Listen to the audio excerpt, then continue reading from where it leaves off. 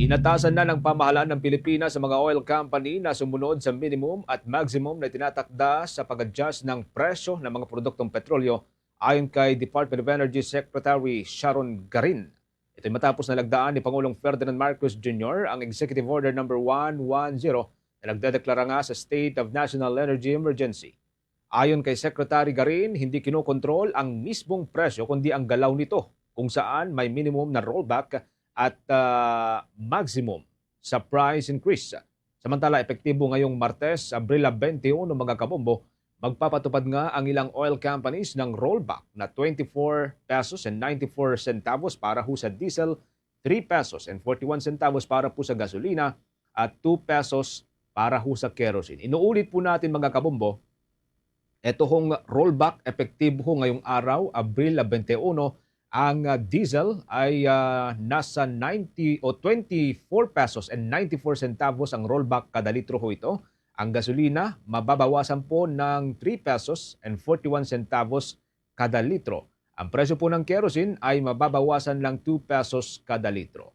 Binigyang diin ng Department of Energy na kailangang sundin ng lahat ng oil companies ang tinatakdang adjustment.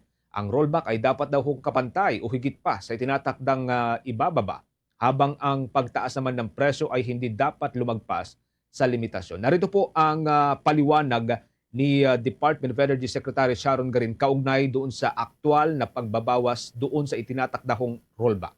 May limit na tayo, may minimum na tayo sa rollback. Pag rollback siya, dapat 24.95 yan. Dapat yung rollback would be equal or more than the 24.94.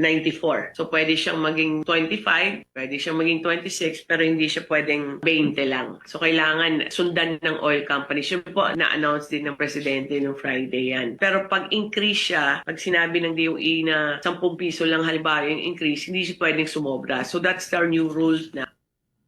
Bahagi po yan ng paliwanag, mga kawombon, ni Department of Energy Secretary Sharon Garin. Nauna na ngang nanawagan si Pangulong Ferdinand Marcos Jr. na ipatupad agad at buo ang rollback sa presyo po ng langis. Samantala, dahil pa rin po sa rollback na yan, na epektibo nga ho ngayong araw, mga kawombon, narito po ang price range ng mga produktong petrolyo. Para ho sa diesel, ito ho'y naglalaro ngayon mula 107 pesos and 40 centavos kada litro hanggang 111 pesos and 76 centavos kada litro.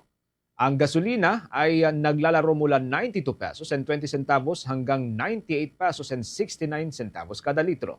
Ang kerosene, mga kabombo, mabibili po ito ng presyong 138 pesos and 87 centavos hanggang 147 pesos and 35 centavos kada litro. Ang paalala po ng Department of Energy, ito ho ay depende doon sa mga brand at doon po sa uri ho ng mga diesel, gasolina at kerosene products na ibinebenta ng mga brand na ito. Inuulit po natin, ang price range, epektibo ngayong araw pagkatapos ho ng ikalawang serye ho ng rollback.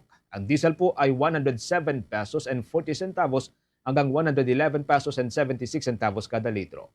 Ang gasolina, ito ho'y naglalaro mula 92 pesos and 20 centavos hanggang 98 pesos and 69 centavos kada litro.